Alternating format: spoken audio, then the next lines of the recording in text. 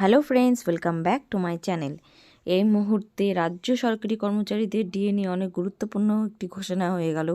তো তোমরা অবশ্যই কিন্তু রাজ্য সরকারি কর্মচারী যদি হয়ে থাকো, অবশ্যই খবরটা কিন্তু তোমাদের জন্য গুরুত্বপূর্ণ হতে চলেছে।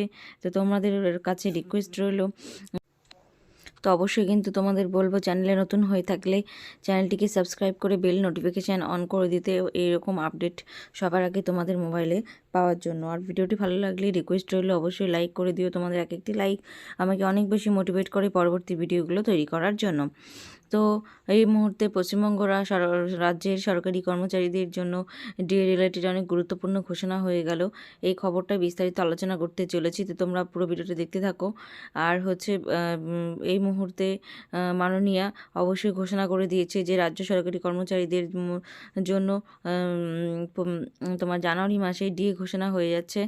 আর সুপ্রিম কোর্ট এই নিয়ে রায় দিয়েছে। আর ডিএ রিলেটেড যে খবরগুলো তোমরা দেখছো, টোটালটাই কিন্তু ডিপেন্ড করছে যে ভোটের আগে কত পার্সেন্ট ডিএ ঘোষণা হচ্ছে সেটার উপর।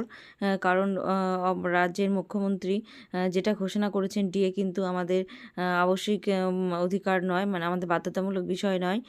অবশ্যই ডিএ কিন্তু আমাদের বাধ্যতামূলক বিষয়, সেটা কিন্তু সংবিধানে বলাই হয়েছে। তারপরেও উনি এটা বলেছেন, কিন্তু যেহেতু সামনে ভোট, সেই ভোটকে মাথায় রেখেই রাজ্য সরকারি কর্মচারীদের মুখে হাসি ফোটানোর জন্য এবং তাদের একটা বড় অংশের ভোট পাওয়ার জন্যই কিন্তু তিনি ডিএ ঘোষণা করতে চলেছে। তো যেটুকু খবর পাওয়া যাচ্ছে, 8% ডিয়ারনেস অ্যালাউন্স কিন্তু ভোটের আগে এপ্রিল মাসে অবশ্যই কিন্তু রাজ্য সরকারি কর্মচারীরা পেতে চলেছে। আর এই নিয়ে কিন্তু মন্ত্রী মানস ভুঁইয়ার কথাতে কিন্তু অনেক পজিটিভ ইঙ্গিত আছে।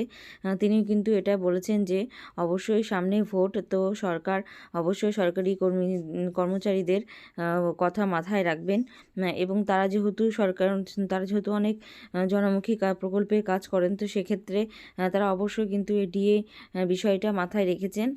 তো তাদের কথা থেকে স্পষ্ট ধারণা বোঝা যাচ্ছে যে ডিএ কিন্তু আমরা অবশ্যই ভোটের আগেই পেতে চলেছি। যদিও প্রত্যেক বছর ডিএ কিন্তু জানুয়ারি মাসে ঘোষণা হয়ে থাকে, তো এবার যেহেতু সেটা হচ্ছে না, তো এপ্রিল থেকেই দিচ্ছে। কিন্তু এইটুকু বোঝা যাচ্ছে যে এপ্রিল মাস থেকে ডিএ লাগু হলে আমরা কিন্তু অবশ্যই মে থেকে ডিএটা পেয়ে যাচ্ছে, কিন্তু জানুয়ারি থেকে যে ডিএটা পাওয়ার কথা ছিল সেটা কিন্তু হচ্ছে না। আর যদি জানুয়ারি থেকে লাগু হয়ে যাওয়ার কথা থাকে, তাহলে কিন্তু সবাই কিন্তু আমরা এরিয়ার পেতে চলেছি 3-4 মাসে। তো সেটা কতটা সম্ভাবনা হবে সেটা কিন্তু এপ্রিল মাসে বোঝা যাবে। তো ডিএ নিয়ে এই রিলেটেড খবর পশ্চিমবঙ্গে এর আগেও অনেক দেখানো হয়েছে। তো তোমরা সবাই জানো যে এটা কিন্তু সম্পূর্ণই সরকারের বিষয়। সরকার যখন চাইবে তখন কিন্তু ডিএ ঘোষণা করবে। এটা নিয়ে কিন্তু এত কিছু বলারও কিছু নেই। তো তোমাদের একটাই রিকোয়েস্ট রইলো, যদি ভিডিওটি ভালো লাগে অবশ্যই কিন্তু তোমরা চ্যানেলটিকে সাবস্ক্রাইব করে রাখতে পারো।